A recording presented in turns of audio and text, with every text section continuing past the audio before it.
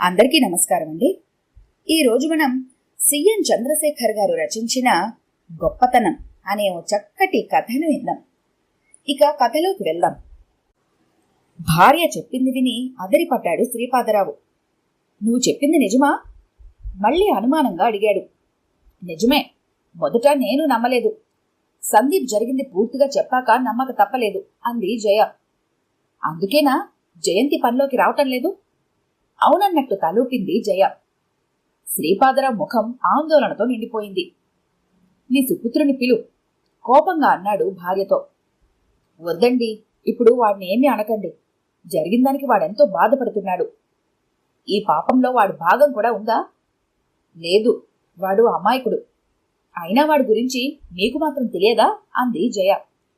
శ్రీపాదరావు అసహనంగా అక్కడి నుంచి కదిలి హాల్లోకి వెళ్లి ఈజీ చైర్లో కూర్చున్నాడు. అతని కళ్ళ ముందు జయంతి రూపమే కదలసాగింది. అందంగా అమాయకంగా ఉండే ఆ కళ్ళు తనని తీక్షణంగా చూస్తూ ప్రశ్నిస్తున్నట్టు కనిపించసాగింది అతనికి.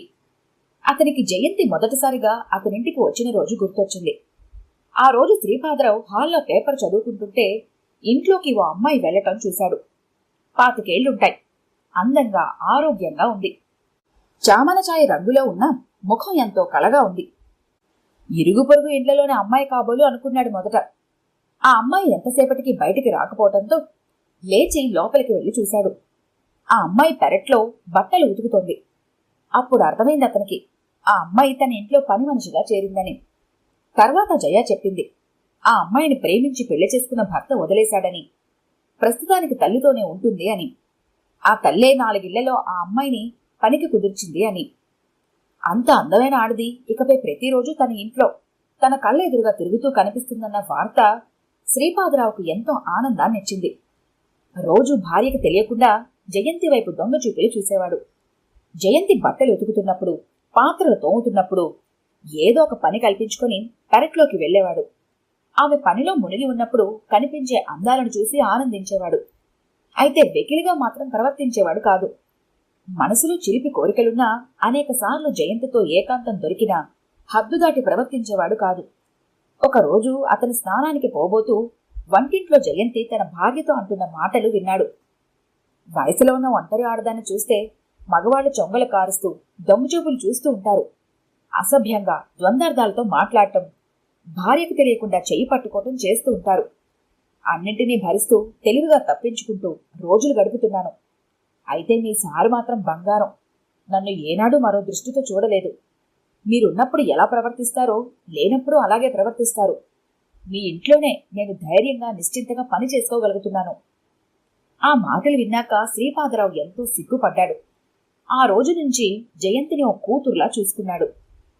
ఆమె ఇంటర్ సగంలో చదువు నిలిపేసిందని తెలుసుకుని ఆమెకు పుస్తకాలు చదవటం అలవాటు చేశాడు. తాను సేకరించిన మంచి పుస్తకాలను ఆమెకిచ్చి చదవమని చెప్పేవాడు. చదివాక ఇద్దరూ ఆ కథల గురించి చర్చించేవారు. జయంతి భాషను కూడా మార్చారు. ఆమెకు అవసరం వచ్చినప్పుడు ఆర్థికంగా కూడా సహాయం చేసేవాడు. గత వారం జయ అన్న కూతురు పెళ్లికి శ్రీపాదరావు దంపతులు హైదరాబాద్ వెళ్లారు. డిగ్రీ చదువుతున్న వారి ఏకైక కుమారుడు సందీప్ తాను రానని, పరీక్షలకు చదువుకోవాలని చెప్పడంతో అతన్ని వదిలేసి వెళ్లారు. ఊరు నుంచి రాగానే సందీప్ చెప్పిన విషయం విని షాక్ అయింది జయ. సందీప్కు తోడుగా రాత్రి పడుకోవడానికి వచ్చిన అతని ఫ్రెండ్స్ రాత్రి వాడిన పాత్రలు కడిగి పెట్టడానికి ఉదయాన్నే వచ్చిన జయంతిపై అఘాయిత్యం చేశారు. జయ భయపడుతూనే భర్తకు విషయం చెప్పింది. ఆమెకు తెలుసు అతను ఇలాంటివి తట్టుకోలేడని, ఎక్కువ ఆందోళన పడతాడని. అయితే విషయం దాచిపెడితే సమస్య అలానే ఉండిపోతుంది. జరిగింది చెప్పేస్తే అతనే దీనికి పరిష్కారం ఆలోచిస్తాడు. భర్తపై ఆ నమ్మకం ఉంది ఆమెకు.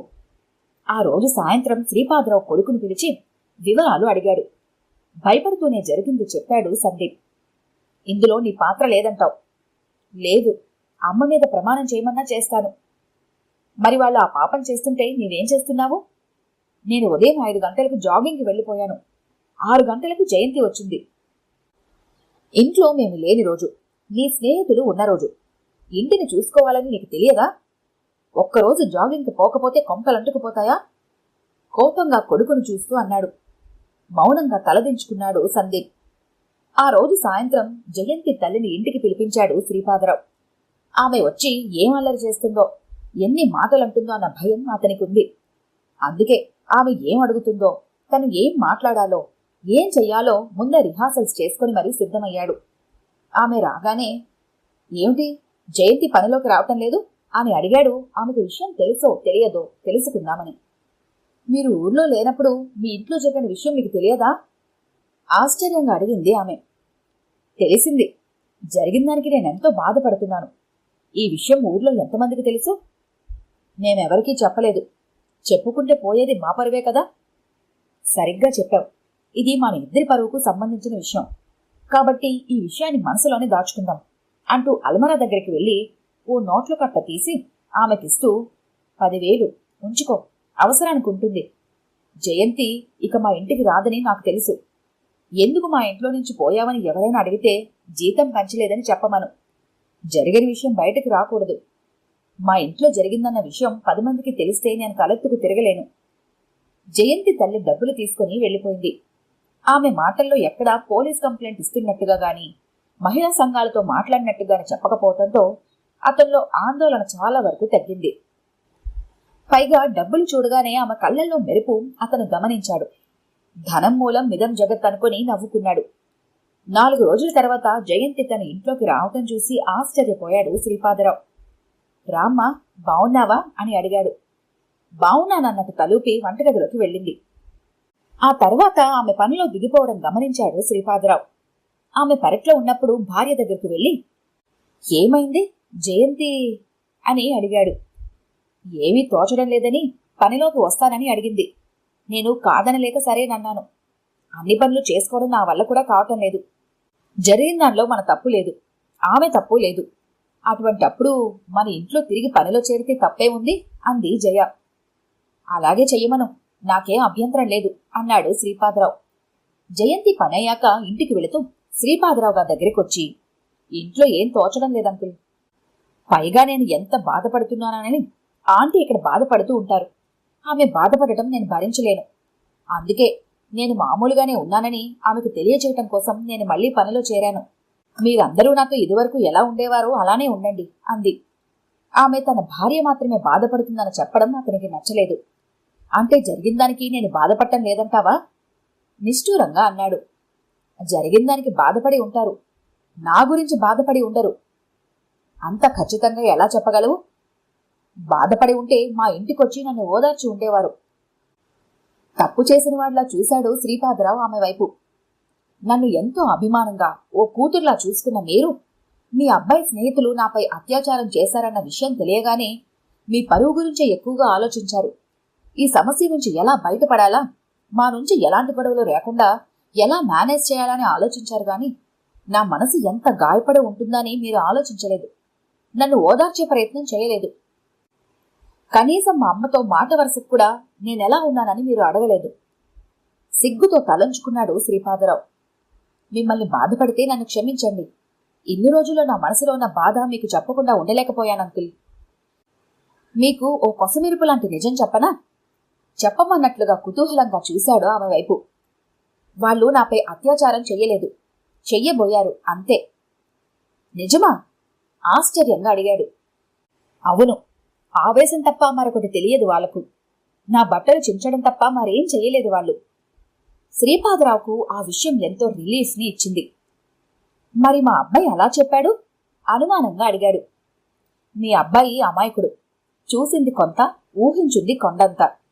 పైగా స్నేహితులు తాము హీరోలమని చెప్పుకోవటానికి అబద్ధం చెప్పి ఉండవచ్చు. అలాంటి వాళ్ళు 10 మంది మీద పడ్డా వాళ్లకు బుద్ధి చెప్పగల ధైర్యం, బలం నాకుంది. ఆ క్షణం శ్రీపాదరావు కళ్లకు ఝాన్సీ లక్ష్మిలా కనిపించింది జయంతి. ఏమీ జరగనప్పుడు మా ఇంటికి ఇన్ని రోజులు ఎందుకు రాలేదు అని అడిగాడు ఆమెని. దానికి కారణం మీ ప్రవర్తన. ఆ కుర్రాల ప్రవర్తన గురించి ఎక్కువ బాధపడలేదు నేను. కానీ మిమ్మల్ని ఎంతో గొప్పగా ఊహించుకున్న నేను, మీరు మామూలు మనిషి కన్నా తక్కువగా ఆలోచించడం, ప్రవర్తించడం చూసి ఎంతో నిరుత్సాహపడ్డాను. షాక్ అయ్యాను కూడా. ఆ షాక్ నుంచి తేరుకోవటానికి ఇన్ని రోజులు పట్టింది. బాధగా కళ్ళు మూసుకున్నాడు శ్రీపాదరావు. తను ఇంత పెద్ద తప్పు చేశానని ఆమె చెప్పే వరకు తనకు తెలియనందుకు తనపై తనకే కోపం వచ్చింది. ఆమె తను తెచ్చుకున్న సంచి నుంచి ఒక ప్లాస్టిక్ కవర్ తీసి అతనికిస్తూ, ఇందులో మీరు మా అమ్మకిచ్చిన 10,000 ఉంది. మా అమ్మకు డబ్బుపైన ప్రేమ ఎక్కువ. అందుకే ఆమె మీకు విషయం పూర్తిగా చెప్పలేదు. నన్ను చెప్పొద్దని ఒట్టేయించుకుంది అంది నవ్వుతూ. పర్వాలేదమ్మా, మీ అమ్మకిచ్చేయి డబ్బులు. వద్దంకుల్, డబ్బులతో అన్ని సమస్యలు తీరవు. ఎంత ఇచ్చినా తృప్తి ఉండదు.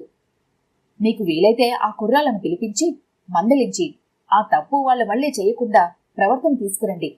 ఎందుకంటే అందరు ఆడపిల్లలు నాలా సబలలు కాదు అంటూ వెళ్ళిపోయింది. వెళ్తున్న జయంతి వైపు చూస్తూ ఉండిపోయాడు శ్రీపాదరావు. కొంతమంది మనుషులు సాధారణంగా కనపడినా ఎంత గొప్పగా ఆలోచిస్తారో, ఎంత ఉన్నతంగా ప్రవర్తిస్తారో అతనికి మొదటిసారిగా తెలిసింది. ఈ కథ కనుక మీకు నచ్చినట్లయితే లైక్ చేయండి, షేర్ చేయండి. మరిన్ని ఇంట్రెస్టింగ్ కథల కోసం మా ఛానల్ని తప్పకుండా సబ్స్క్రైబ్ చేసుకోండి.